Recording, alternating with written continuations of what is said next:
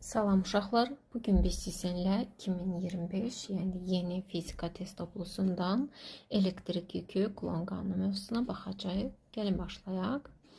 Birinci suala baxaq. 1 amper cərəyan şiddətində naqilin en kəsiyindən 1 saniyədə keçən yükə nə deyilir?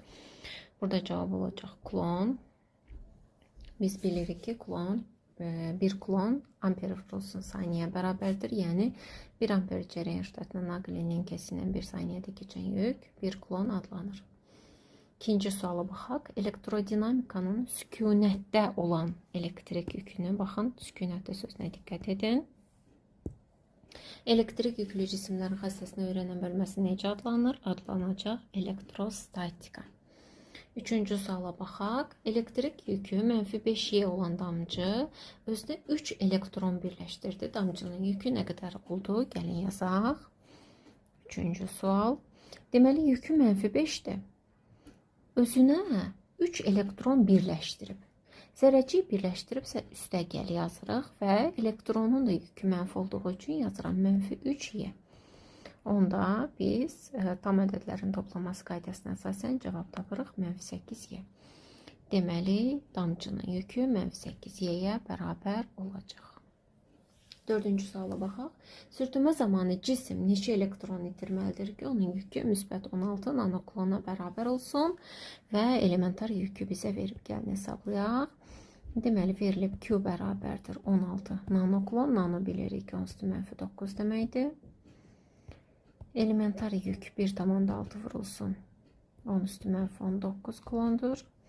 Bizdən isə itirilən elektronların sayını soruşur. Biz Q bərabərdir N vurulsun Y düsturunu bilirik. Hansı ki burada N itirilən və ya qəbul edilən elektronların sayıdır. Buradan N tapanda Q'nu Y'yə bölərik. Olacaq 16 vurulsun 10⁻⁹ bölünsün 1,6 vur 10⁻⁹. 16 və 1,6 ixtisar gedər, qalar 10. Onu 10⁻⁹ vuranda olacaq 10⁻8 bölünsün 10⁻�19.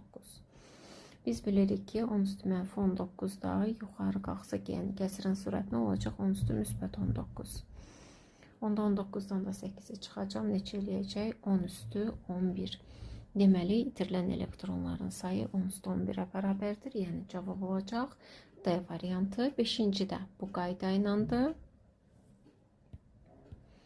Burada isə bizdən yükü hesablamağımız istəyir. Yenə N-yə düsturuna baxacaq. N verilib 10⁻10. N-in yerinə 10⁻10 yazacağım.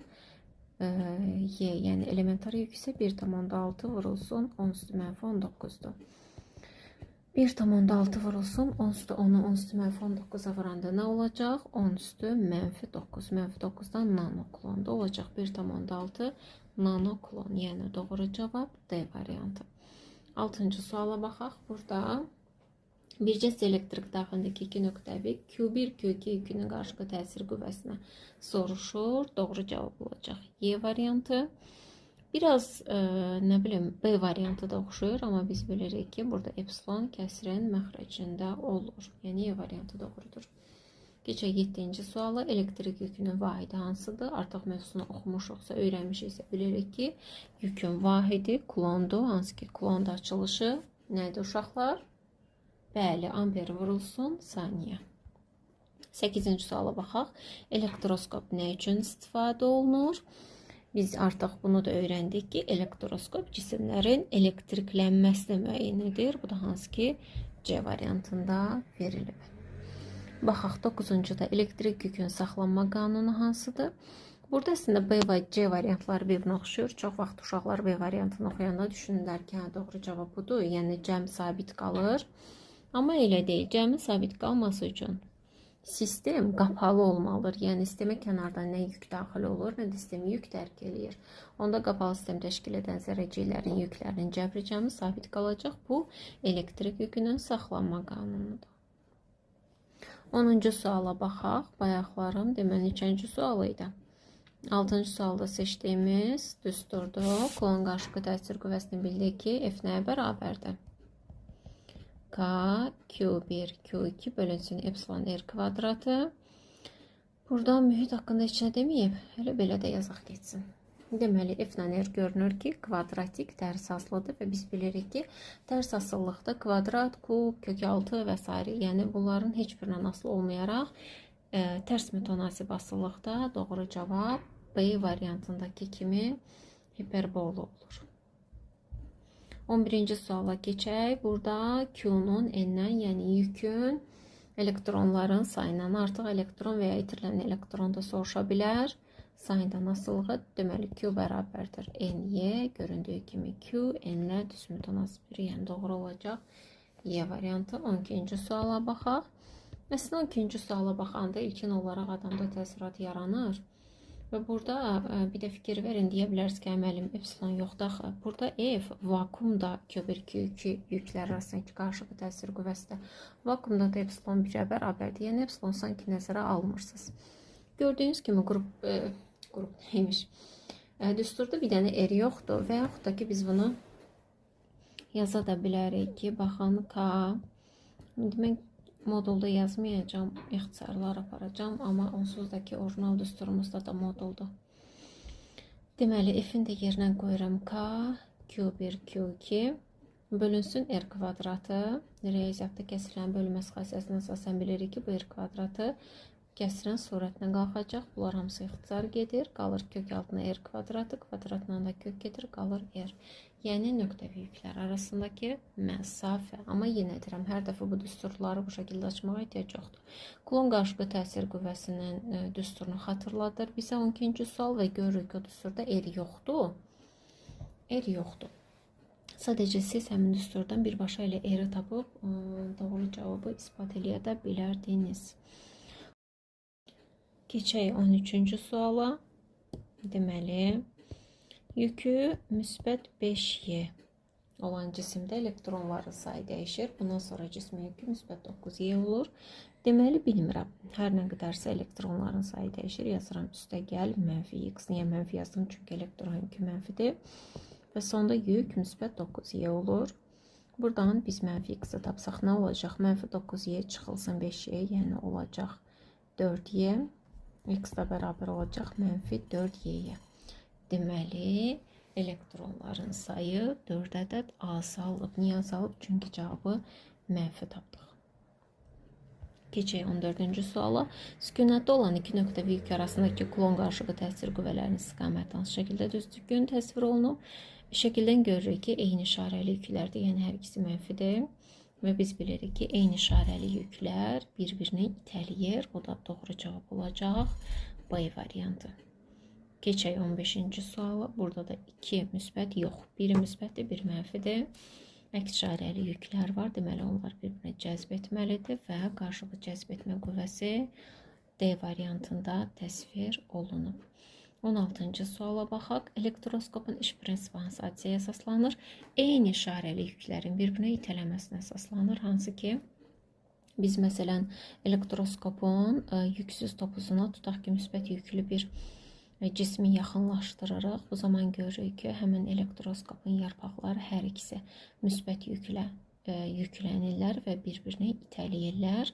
Ona görə deyirik ki, eyni işarəli yüklərin bir-birini itələməsinə əsaslanır elektroskopun iş prinsipi. 17-ci suala baxaq. Elektrik sayısının qüvvə xətlərinin mənzərəsinə əsasən Q1, Q2 yüklərin işarələrini müəyyən edin. Biz yenə də dərs oxuyanda öyrəndik ki, yüklər, qüvvə xətləri daha doğrusu müsbət yükdən çıxır, mənfi yükə isə daxil olur. Şəkildən göründüyü kimi, baxın, Q1 yükündən çıxır. Qüvvə xətləri deməli bu müsbət yüklüdür. Q2 yükünə isə daxil olur. Deməli bu mənfi yüklüdür. Q1 müsbət, Q2 mənfi. Görək hansı variantdadır? Oldu B variantında. 18 də eyni qayda ilə göründüyü kimi Q1 yükünə baxın uşaqlar. Qüvvə xətləri daxil olur. Deməli bu mənfi yüklüdür. Q2 yükündən isə çıxır. Çıxırsa deməli bu müsbət yüklüdür. Q1 dedik mənfi, Q2 isə müsbət. O da oldu A variantında. 19-cu suala keçək.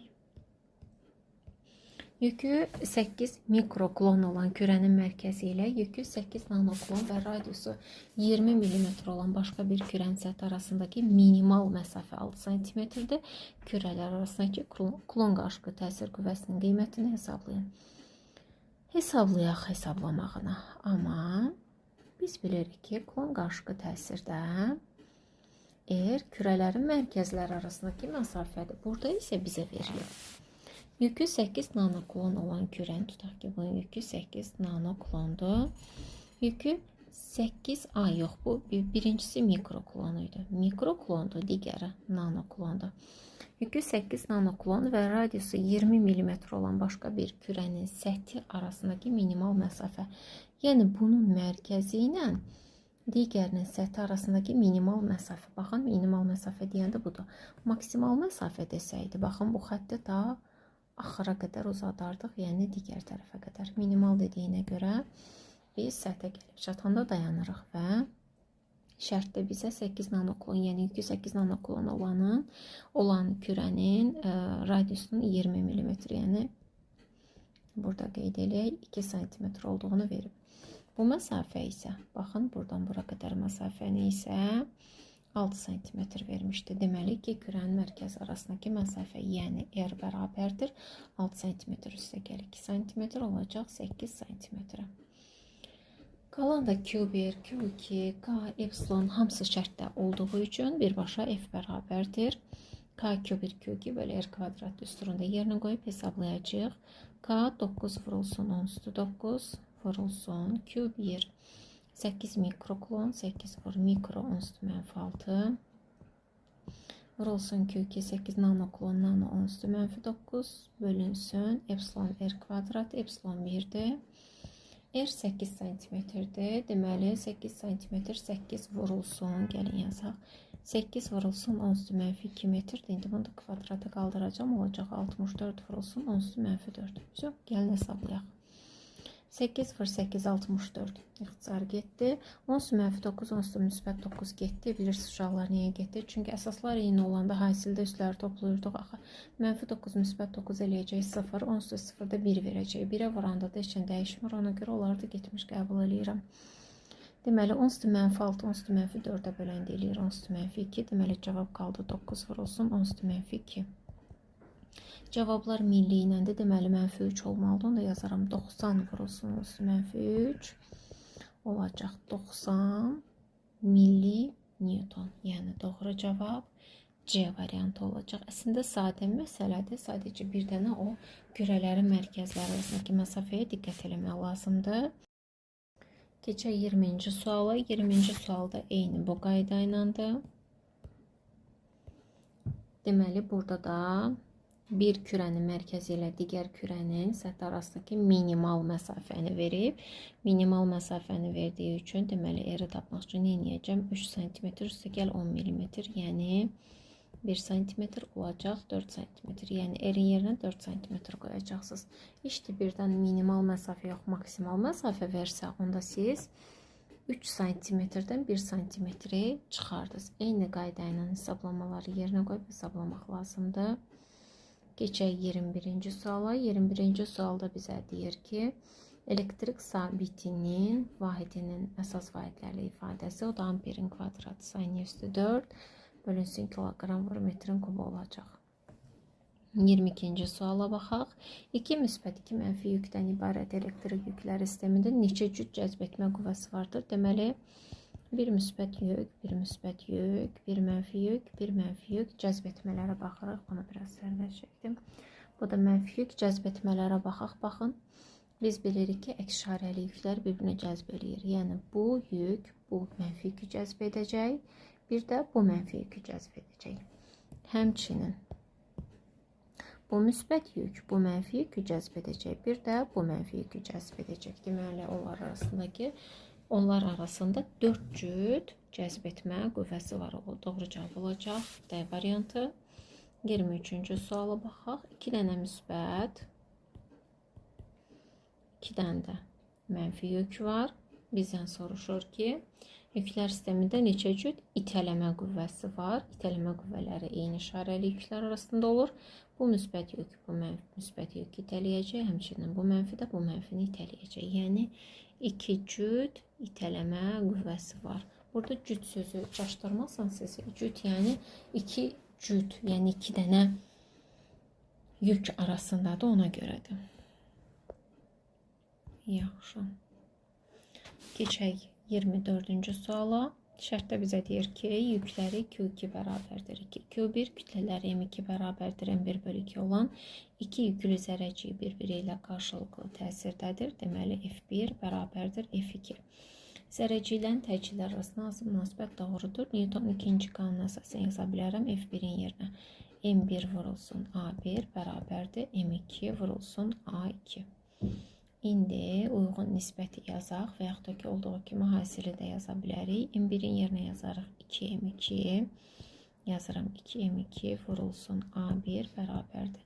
M2 vur A2 bərabərliyin hər iki tərəfini M2-yə bölsəm alınır. 2A1 bərabərdir A2-yə. 2A1 bərabərdir A2-yə. Deməli, 2A1 A2-yə doğru cavab olacaq.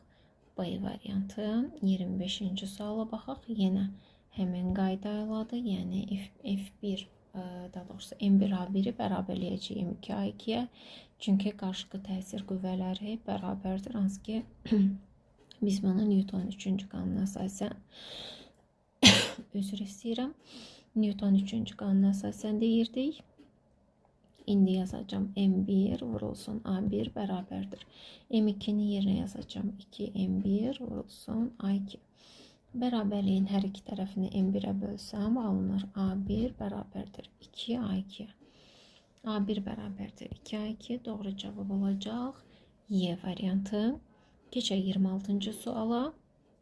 A nöqtəsində yerləşən mənfi nöqtəvi yükə digər iki nöqtəvi yük tərəfindən təsir edən qüvvələrin əvəzləyicisi hansı istiqamətdə yönəlib? Biz artıq öyrəndik ki, eyni işarəli yüklər arasında qarşılıqlı cəzb itələmə, əks işarəli yüklər arasında isə qarşılıqlı cəzb etmə qüvvələri var.